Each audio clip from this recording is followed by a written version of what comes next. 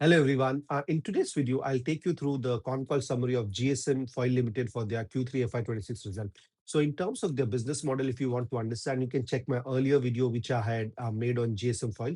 So in terms of the revenue, it increased by around 84% to 66.3 crores, and PAT was up by almost 96% to 5.33 crores, and their EBITDA margin improved by 11.89%, and their PAT margin improved to 8.04% from 7.55%.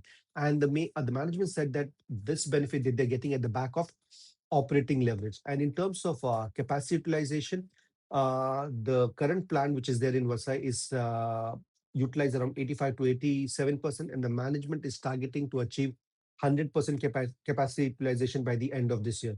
So, and in terms of the revenue contribution from blister and aluminium foils, currently they both stand at around 50-50% each. So there are no changes to that. So let's look at the certain management commentary which they gave in terms of the Indian pharmaceutical industry. So they said that the packaging sector in India pharma is growing because of two things: strong domestic demands and export. And India exports generic medicines to over more than 200 countries. And as per the rules and regulation, the compliant packaging for blister and aluminium remains high. So, the packaging cannot be of any lower quality. It has to be up to the highest standard because India exports to more than 200 countries. And if we look in terms of the packaging preference, aluminium continues to be the preferred material for tablets and capsule because of its superior protection and stability.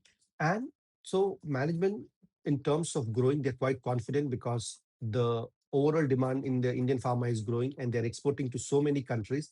And aluminium is still the best option for packaging. And in terms of the question was asked, because right now the company is listed on the SME board, so the question was asked when they are going to come to the main board. So the management said that their plan is to come to the main board in another 1 to 1.5 years.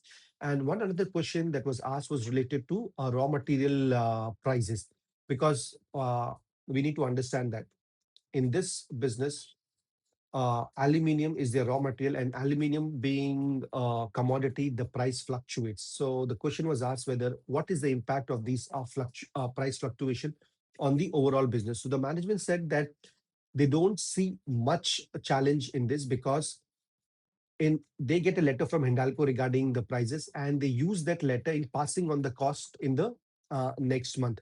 And plus, their raw material to from raw material to converting into finished good, the cycle is only 1 to 2 days, which helps them sell their product very fast. In that way, what happens, right? So the price changes does not affect that much, because generally if you look in steel companies, sometimes just to get the raw material and then to manufacture it, sometimes it takes weeks or months, and by the time the prices can change. But in terms of the business that they are doing, the conversion cycle is only 1 to 2 days, so the change in prices does not affect them too much. And in terms of growth, if we see, so they have started a new plant in Ahmedabad with around 17,000 square feet, and the plant is already operational. And what they are trying to do is, right, they want to, by the end of financial year FY26, they want to reach up to 40 to 60%, 40 to 50% capacity utilization. And they said that this will contribute to around 10 to 12 crores of revenue per month. And what are the benefits that they're going to get from this plant is, obviously it will help them to support their growth phase for the next year, and they can expand further in the western and the northern regions, and for the current as well as for the new client. And plus, the way they have built the Ahmedabad plant, it has a very lean cost structure. So they said that it will lead to a better margin as the capacity utilization ramps up. And for this new plan, what they're saying is that by the end of FY27, they want to reach 100% capacity utilization. So if you look at the overall business, it's growing quite well. I mean, no, there are no challenges. The only thing that could happen is the aluminium prices. If it fluctuates too much, that could impact.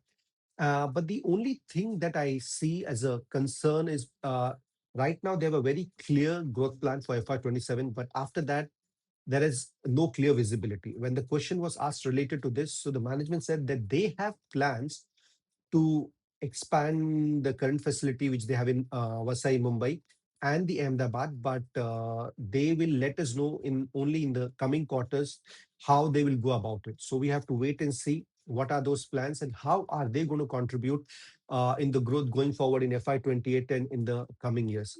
So if you like this analysis, please do like this video and subscribe to my channel. Thank you and God bless you.